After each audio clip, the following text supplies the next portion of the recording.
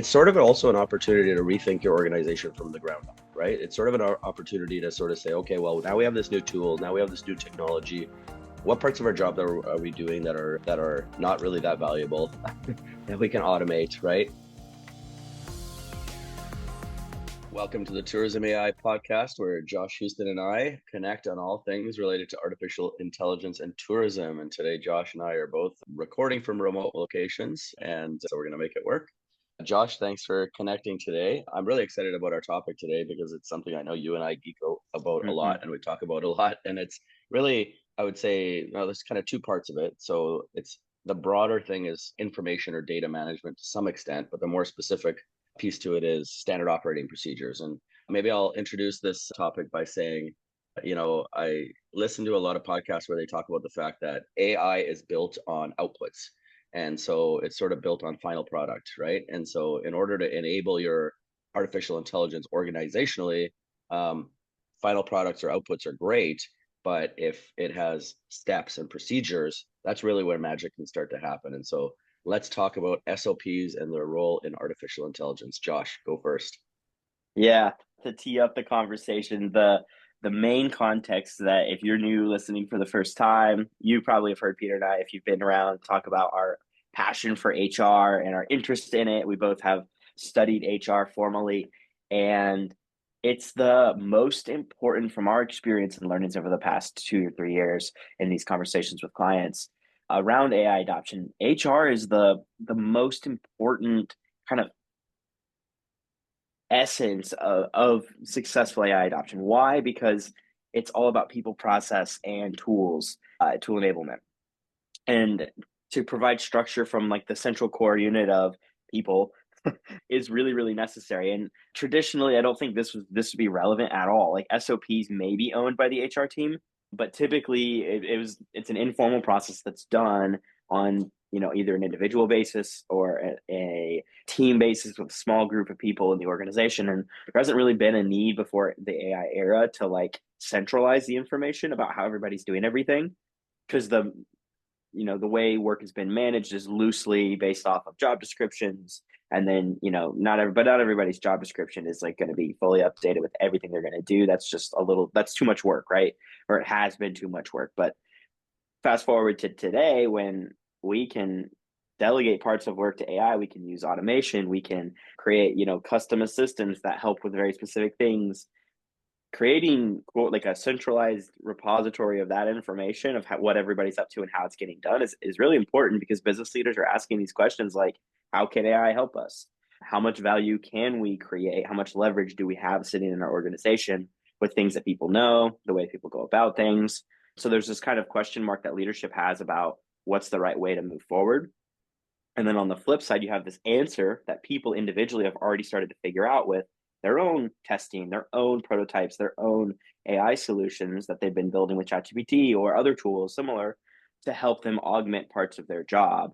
And so you've got like a need for this formal organization. You've got already the solution in most people's hands, in many people's hands, at least in the organization, that they've started to figure out better ways to do things. And what's missing is this effort of organizing it all and pulling it together. That's what, when we talk about HR's role, that's the HR role here. Yeah. It's capability mapping, which is a nerdy consulting term, just defining what is everybody capable of doing, what does everybody know, and then pulling it together. And then if you look at the other, the AI perspective here, it's if you're going to have individual support and augment a specific task or workflow, you have to have a written down process and a predefined outcome that you want to get to in working with an AI tool in order for it to actually help you. Like if you're working on, say, like a blog, which is a very common, simple example, and you don't have example blogs that have been approved, that are on brand, that, were well produced, and you don't have that as context to your AI assistant helping you, it's going to do a terrible job, because it's not going to know everything about your organization, about the topic at hand. It's not going to be able to pull together. It's just going to make up whatever it thinks is the best option, right? And that's not always the most helpful thing. So yeah, we're really excited about just creating this structured approach, because it helps AI enablement move faster. it helps adoption get farther, and it helps people build people's AI intuition because people are trying to figure out what should I do.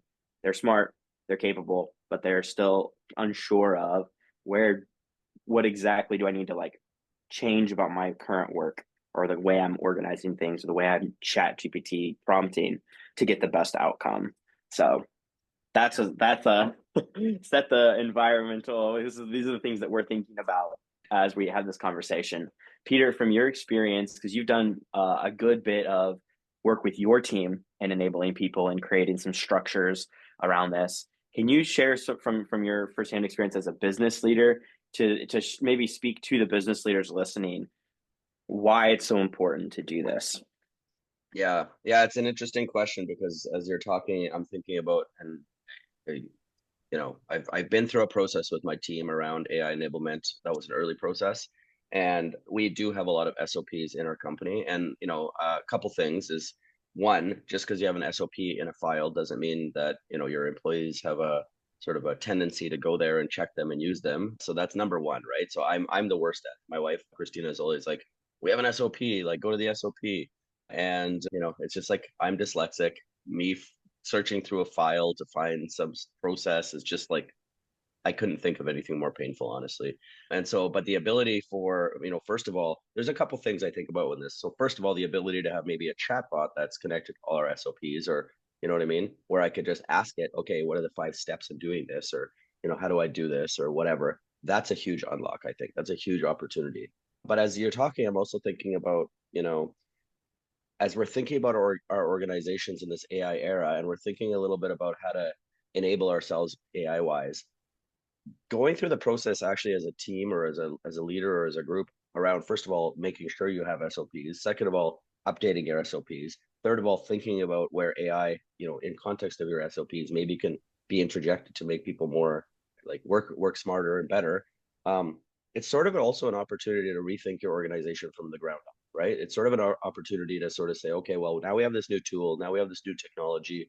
What parts of our job are we doing that are not really that valuable that we can automate, right? So I think this whole conversation around SOPs is just a really awesome opportunity to really reimagine our organizations. And I'm reminded of Professor Ethan Mullick, who is a professor at the Wharton School of Business, who talks about this concept of HR as R&D. And Mm-hmm. again, this is an opportunity for some serious conversations around, okay, well, okay, here are our SOPs. How do you do your job compared to these SOPs? What have you innovated already as a person against these SOPs? And then how can we further innovate your job so that where you're doing the most high value sort of work, so that the tools can do sort of the low value work, right? So to me, it's like not only first of all, there's a lot of companies that don't have SOPs, so starting point, creating some standardization is a really good thing. But then it Mm-hmm. just really gives us an opportunity for really robust conversations about our business and our jobs, and and it's like, okay, so it's an exciting conversation. Okay, well, what can we intelligently automate in your role? And then it's like the next logical conversation after that is like, okay, we've just given you more time. How can we now put that time to its best use? So it's like, to me, it's like it's like a 1 + 1 = 5 kind of situation, because you're doing all these things at once and really reimagining your organization. So I think that's a really exciting thing to think about.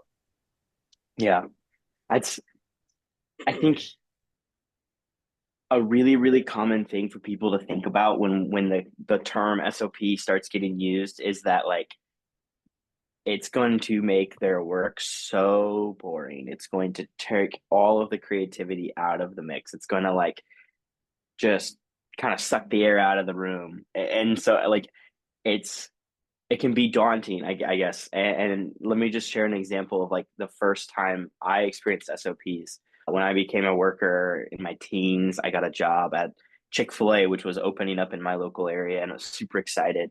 And the training process was where I was first introduced to what I didn't, what was now, SOPs.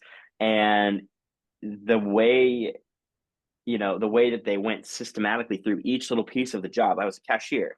And, just a simple example of like basic SOPs that were in place is like, and you've experienced this if you've gone to a Chick-fil-A, the brand, like someone says, thank you, you say, my pleasure. That's like not actually part of the SOP, which is hilarious. That's like leadership and culture thing. They model like management says that and treats staff that way, and therefore staff treat customers that way. But the SOPs were very simple. When someone walks in the door, greet them. Hi, welcome to Chick-fil-A. When they walk up to the counter, make eye contact. Hi, how's your day going? How can I help you? Like very simple like phrases and very simple like instructions, like make sure like that you're alert and you're paying attention and you're actively listening as they talk to you. Maybe they're going to share something about their day that's not the order. Like engage with that. Like they would explain these things, to a 14-year-old kid, and I'm sitting there like, okay, I gotta get it right. And that's like but what it does over time is when you look at the team operating as a unit, any catcher that steps into that role is going to start to behave this way. And it helps them from a management team also determine and identify very quickly who's in the right positions, who's a good fit, because they know what the end goal is, right? The outcome. And I think the outcome based approach is something that is the first mindset piece as a leader. If you haven't gone through SOPs and you'd like to take your team through it, like think what is the ideal next phase of this business, like when people are operating like a team, when you can hand off work from one person to the next, and when someone gets ready to go out on sick leave or family leave or vacation, that there's a clean, smooth handoff and transition. And when we talk to companies and organizations that have done a good job of the transition periods, it's because they have written down something. Maybe they call it SOPs, maybe they call it a procedure handbook or an operations guide. They have some living document that has enough information so that any given person in any given role is not the one bottleneck. And that's really important for small teams, because it's very common for one person to have a ton of knowledge about their role and a bunch of other things. And if they went out, tomorrow for 6 months, the place would crash and burn in so many ways. And that's not a position you want your organization to be in, because it's not scalable. It's not like, it doesn't feel good. It's risky. So there's like a case we try to make that it's like, hopefully it's logical the way we explain and care about this. And especially in the AI era, when people are asking, how can AI help me? If you don't have anything written down, it's going to be a lot harder to get there. You're going to have to go through this process without AI first. You're going to have to look at documenting everything for the first time, and then look at, okay, now how can we optimize? Because you can't just jump straight to, oh, it can be automated. Like there's no way you get automation if you don't have a clear process defined that people are sticking to.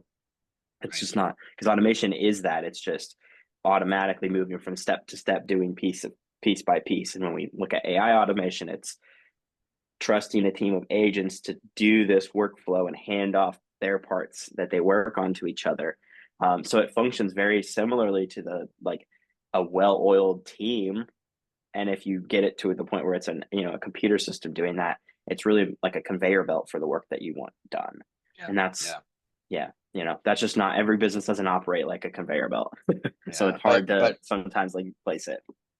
But to your point, like you can only automate processes that are standardized, right? Like obviously automation is a process of standardization to some extent, right? And again, like I want to make sure we emphasize in here that, SOPs, to your point, aren't about killing creativity or about whatever. Like it's not about that. It's like, okay, well, here's the standard process. But there's also a good conversation of, okay, well, here's how we do things the standard way, and here's what we can automate. But then it's like, okay, well, where can humans be creative? Where can humans color outside the box a little bit? Where can that really, innovative sort of customer service or whatever it is sort of fit, right? And so again, I think that going through this process and figuring out what to intelligently automate, and then having really good conversations about, okay, well, now you don't have to do these parts of your job. Now you have time to delight the customer, or now you have time to make follow-up phone calls or whatever it is, right? Like sort of like whatever those human to human touch points maybe are, that actually are the things that actually drive value in your business, especially in tourism or in service in general, right? So that's the part that excites me. I also want to talk a little bit about SOPs and the value of SOPs from a training perspective in the AI era, right? So it's like, not only I think can you create these SOPs in order to standardize certain processes using artificial intelligence technologies, but also I think if you have good SOPs and an AI machine built on top of them, you can also then use that to build sort of training fairly easily, and training sort of like bring your training to life using some of the AI technologies. So I have some ideas about what that could look like, but I'm curious from you, Josh, what your thoughts are on that when I say that.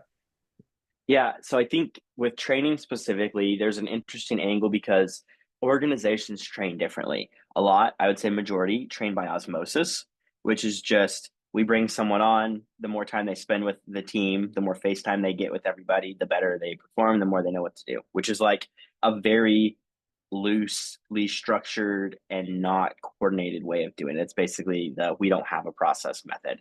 Others will have like an offsite, like really structured, like you probably, this is like a spectrum, like you've probably been to some training at one point or another where you're in a room with like 100 other people who are all been, all of them have been hired in your round and they're all in different positions and departments. But there's like standard training that here's the organization. If you're in finance, here's how the finance department works. Here's how HR department works. Here's your benefits packet. All, they have this like really formalized onboarding, and then you get placed into your roles, and you're like, all right, now you're going to have like a day with your manager, and they're going to be briefing you on their team's SOPs and where to find all the information and how to get into your email. They like have a really structured approach in like big enterprises for this. When we see AI is enabling training teams to deliver more niche, more specialized, more individualized information about specific things down to like the file by file level. Like we have template files that have videos that are taught. Like we have an AI trainer in the video as an avatar explaining the file and how it works, because we could do that for all the files now. We don't have to hire like traditionally a production team to then record like an actor talking through this thing and make a big production with a video where you've got like a presentation deck and everything. Like that used to be very, very expensive. So only like really, really critical processes were getting produced into training, and then you load all that into like a learning management system. So that's one layer. It's like producing training material is easier and more scalable with AI avatars, because all that you need to do is provide it the text, and the text can be written by the humans and in partnership with AI, and now you can have way more. The other factor is once that training's been delivered, helping people access the information in a way that's accessible and efficient is another way that AI has been really helpful, because the information lives in these files and it's been written down and said and communicated. AI chatbots can be attached to that content and then deliver it when people are asking. So, like what you're saying, Peter, about when you're looking for information, it'd be way easier and better for you to just WhatsApp chat the AI assistant that has the policies and the manuals and the SOPs and say, hey, where's the SOP for this file or for this process? And it just say, well, here's the file. You can click the link here and that'll take you right to the document, or answer your question directly if you had like a very specific thing that you wanted to extract from that document. That's a really accessible way that these policies that were once like kind of standalone, like, okay, the training system, you can log into it, it's in this portal over here. But going to look for that information is not going to, that's not going to be something you would look forward to or really like want to spend a lot of time on, yet it takes a lot of time. So those are that's the second piece of like accessing training information is easier with AI chatbots. Creating them is more scalable with AI avatars. And those are kind of the two pieces that we see right now. Augmenting training teams, not that they're replacing them in their roles, because once again, eye contact and handshakes is a really important part of that puzzle.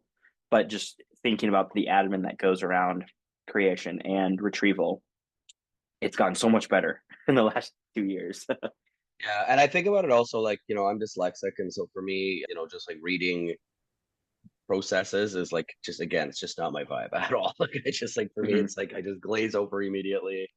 I won't absorb anything on paper. And so, you're talking about avatars, but there's also, I'm even thinking as you're talking, even to simplify this even more, maybe there's even a tool like Notebook LM where you can sort of throw in some SOPs. And first of all, there's create a user guide, there's create, or you can create an audio overview of an SOP so that it's a conversation about the SOP. And I think that'd be an interesting way just to make it multimodal and make it multi sort of modal in terms of different people's learning styles. Like these things were Mm-hmm. not accessible to your point. Now, even a small business of 5 people could do this relatively Yeah. inexpensively and relatively easily and relatively quickly or whatever, right? So like it's a really big unlock for so many companies. And to your point, like, yes, big enterprise size companies, they have the time and the resources and training people and all the things, right? But like that's not the majority of businesses. So and even I think about the business owner. It's like, there's a lot of people in tourism who are, been running their tourism business for a while and they want to sell their tourism business. And it's like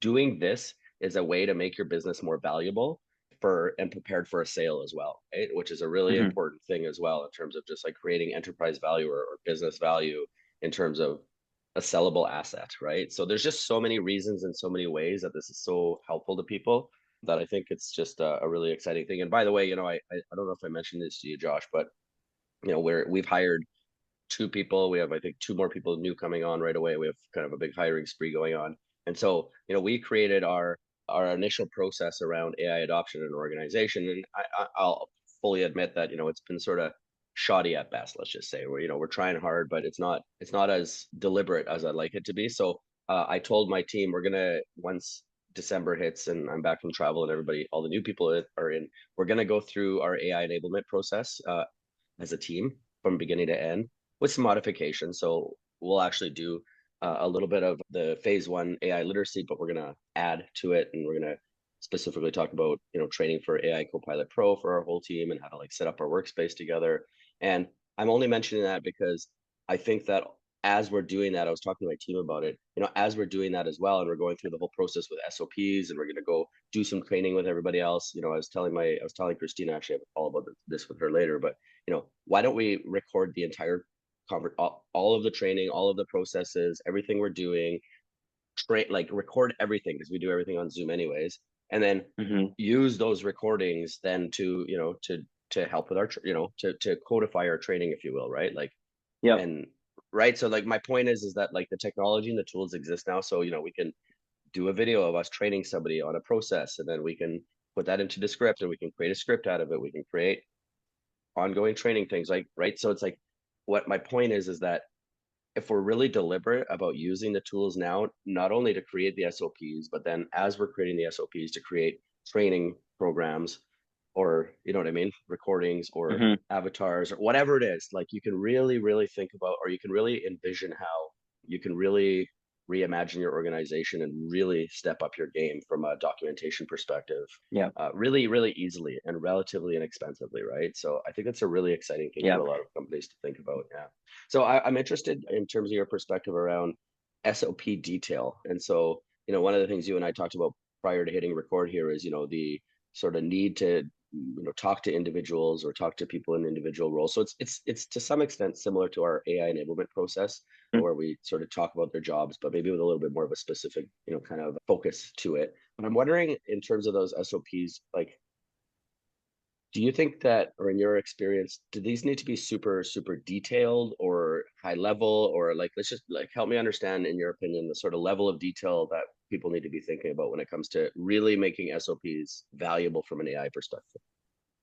Yeah. So couple of prerequisite thoughts that are kind of behind what I'm going to say. AI's capability up till the last month or two on the surface has been to help a user, like generative AI specifically, help a user talk through a thing, generate text, generate structured outputs, that sort of thing. And then connecting that with like programming how to do different things via the back end to give AI assistants tools on our way to turning AI assistants into agents who can take a little bit more action on their own. When we think about AI agents, the second piece of the thought is their capabilities are increasing all the time. The reasoning capabilities, their ability to determine which tools they should be using, aka what they should be doing when the user asks them to do stuff, is now moving past just back end and coding and developing to using the machine, to using the mouse, scrolling on web pages, opening emails. Like Claude's Anthropic is doing this. Copilot is starting to veer towards this direction, using the clipboard, typing text on web pages. Like these are the ways that humans use computers, but now AI is learning how to do that too. So when we think about creating SOPs for an AI era, there's a combination of text and images, because the way that the use computer functions work is it looks at computer screens, like it screenshots the screen, moves the mouse, screenshots it again, and it does the screenshotting method like multiple times as it's working on whatever it's trying to do. Every time it looks at the screenshot, it's trying to find its next little activity. Like, I'm looking for the login button because I was told to log in, is what the AI is thinking. So it screenshots the page and it goes, oh, it's up here. And then it moves the mouse to up there and it clicks. It's weird to think about because we don't think about and talk about this as humans, but when you build SOPs, you can build SOPs in a way with tools like Scribe. I'll just use Scribe and that'll be our like example tool.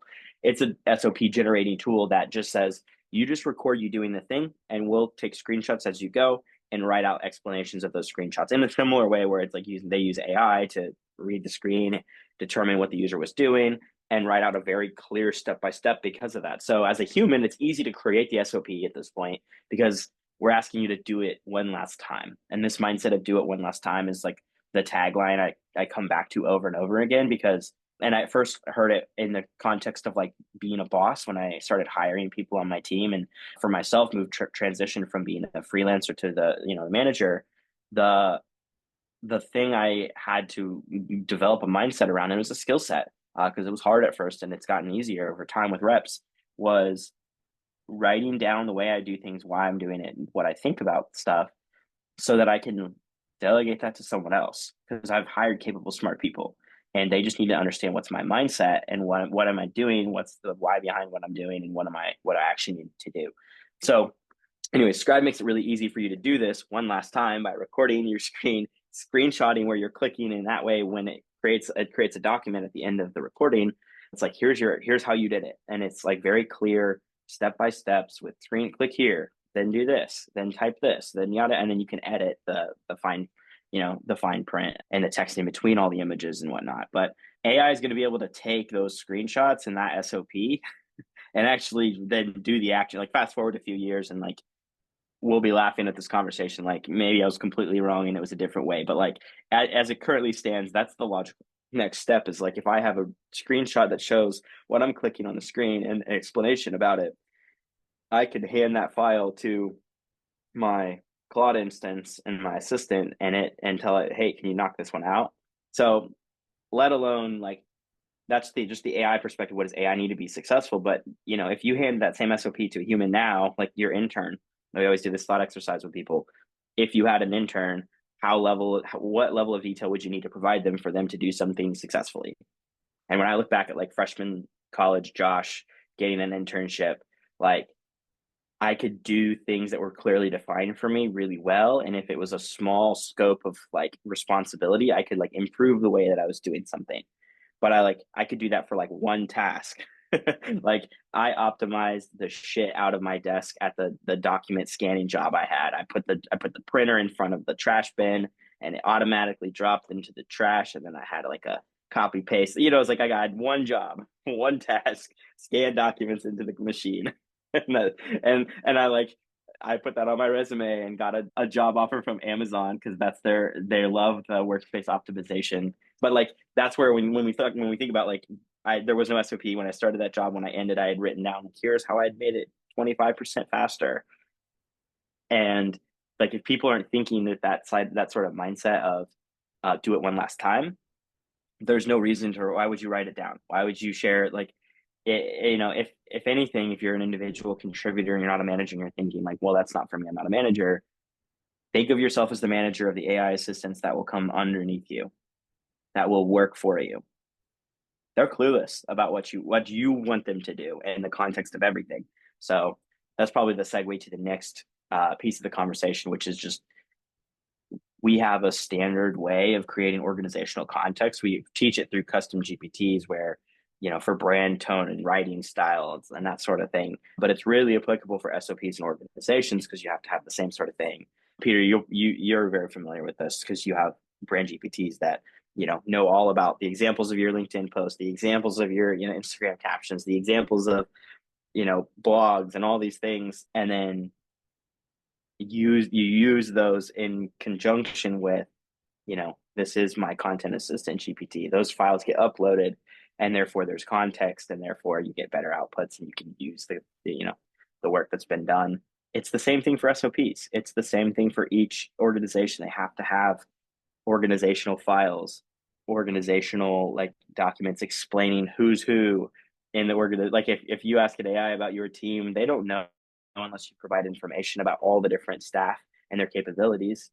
So from this is kind of full circle into the HR side of it. It's like if you don't have the stuff written down clearly, like yes, it's probably in your HRIS software, but like if you're trying to make sense of that with a chat GPT, unless you downloaded some sort of export of like everybody's job descriptions and their names and what their competencies are, it's like you're not going to get AI to help you determine how to move forward in these processes, right? That's context that is helpful.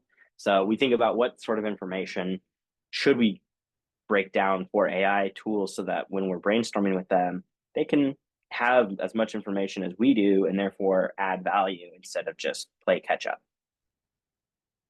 Yeah, and I'm wondering also, like, just as you're talking and sort of thinking about, okay, obviously we created our SOPs whenever, or we're just creating them, and we're sort of documenting our steps. I also wonder too if there's, as you're going through this process, if there's a role in asking the AI, hey, can this be more efficient? Hey, is there steps that we can reduce in this process? Hey, right? Like, so it's not only intelligent automation, but it's also like using intelligence to like intelligently, to just get a second set of eyes, I guess, on the way you've been doing things for a Yeah. long time. Because I bet you a lot of these SOPs are, or the way people do things are, and we talk about, workplace habits all the time, right? And it's like, well, I just do it this way. So, maybe the SOP is even go do some research on this, like let's just talk about, marketing, let's just say a great example in my business, right? So, okay, we're going to do a public relations strategy for a client. And it's like, okay, well, we got to create personas, right? And it's like, well, Yeah. how do you create personas? You go to the internet and you do research. Well, maybe now it's like, instead of going to Google and doing research, you go to Perplexity and here's whatever. Or in the case of, because we have the WSI Genius tools, it's like, okay, well, actually, this is a WSI Genius tool and this is how you do it now. And so it's like, actually, like, you know, such an improved process already, and the updating your sort of the tool stack as you're going, and then to your point, or to the point that we always talk about, Josh, in terms of like changing those habits over time. It's like this is also an opportunity for sort of, I guess, coaching people in terms of AI use, or how to use AI in ways maybe they didn't use it before or didn't think about it. And again, it's something as simple as use chat GPT search, or Perplexity rather than Google. Like that is like a thing that could save you 5 hours just in in one search or in one sort of task, right? So I think it's just sort of like it's so Yeah. faceted as an opportunity for businesses to sort of, again, rethink their organizations from the ground up. And that's like what I'm giving you here is like the most like basic example possible. Yeah. It's not even getting into like real innovation and real AI magic, right? So Right. yeah, Right. curious what you think about that. Yeah, I think it opens up the door for like in this we'll continue with the same example.